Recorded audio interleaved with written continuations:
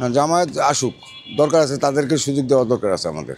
BNP Awami League আজীবন রাজত্ব করবো এটা তো আমরা চাই না, সবাই সুন্দরভাবে করুক এটাই আমরা চাই। জামায়াত যদি ভালো করে, ভালো কাজ করে আসুক, জামায়াতের জনগণ চাইলে ভোট দিবে জামায়াতে, এইটাই স্বাভাবিক। না, এরা এরা এরা এরা এরা এখন যা করতেছে বর্তমানে আগাইতে পারবে না, আমি যা মনে করতেছি আগাইতে পারবে না, বাকিটাও না আল্লাহ পাক জানে। অবশ্যই প্রভাব পড়বে না কেন, সেটা তো একটা বড় দল, এই দেশের বৃহত্তর দল, তারা ক্ষমতা ছিল 17-18 বছর, তাদেরকে তো দরকার। এককভাবে নির্বাচন করলে নির্বাচনটা গ্রহণযোগ্য হবে, এইটাই। আর বিশ্বের কাছে একটা ইয়ে হবে, এইটাই স্বাভাবিক। তাদেরকে বাদ দিয়ে নির্বাচন করলে এটা এটা কার লেগে ইয়ে না, কার লেগে ইয়ে না, ঠিক আছে।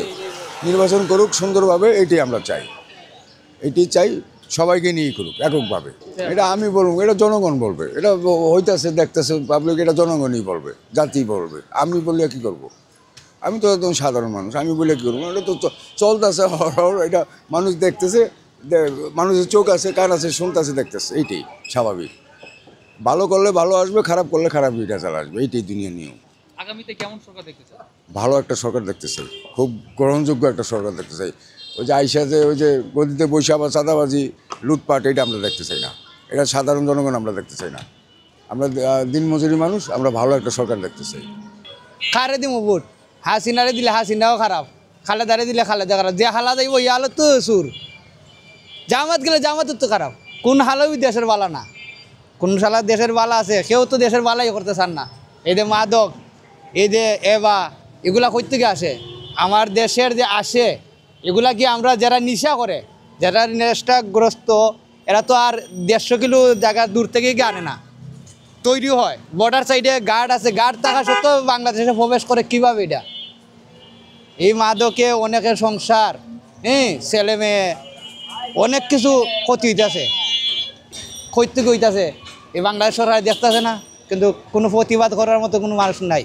প্রশাসন চাইলে 24 ঘন্টার ভিতরে বা 72 ঘন্টার ভিতরে উচ্ছেদ করতে পারে। এই যে শাহালি মাজারের সামনে ওপেনিং চলতেছে, আপনার বাবা ডাকি ডাকি বেচতেছে, এটা প্রশাসন দেখতেছে না, কিন্তু কোনো প্রতিবাদ করার কিচ্ছু নাই। আমরা বাংলাদেশে এমন এক পর্যায়ে আমরা জন্ম নিয়েছি যে চাইলেও বার হতে যাবে না। আমরা এমন এক দেশে জন্ম নিয়েছি, চাইলেও বার হওয়ার মতন নাই। আমরা এমন এক, আমরা জিম্মির ভিতরে আছি এখন বর্তমানে, আমরা কেউ কিছু বলার মতন নাই। আমরা নিজের দুঃখটাতে প্রকাশ করব, এইরকম একটা সরকার আমরা বাংলাদেশে নাই।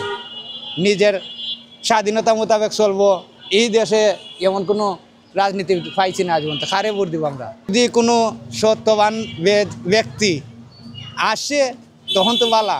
আমরা চাই এমন একটা ব্যক্তি আসুক, যে ব্যক্তির কারণে দেশে পরিবর্তন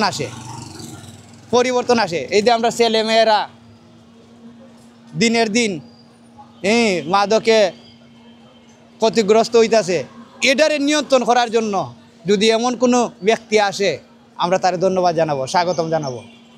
সে সরকারের আমলে পরিস্থিতি মোটামুটি একটা নিয়ন্ত্রণে ছিল, এখন তো আর সরকার নাই, এখন তো যার যেমন মনে চাইতেছে এসব নিয়ে চলতেছে, এখন তো আরও বাড়ছে।